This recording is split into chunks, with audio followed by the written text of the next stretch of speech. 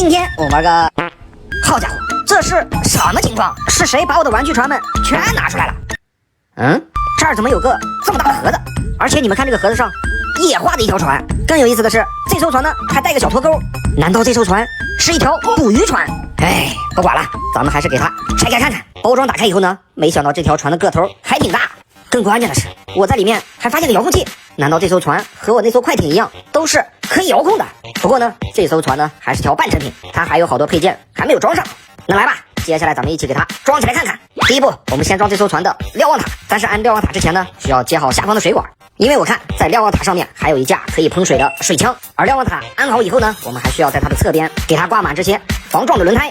最后，我们再把这些小的装饰物，还有这个小人仔给它装上以后呢，那这艘遥控船我们就给它组装完成。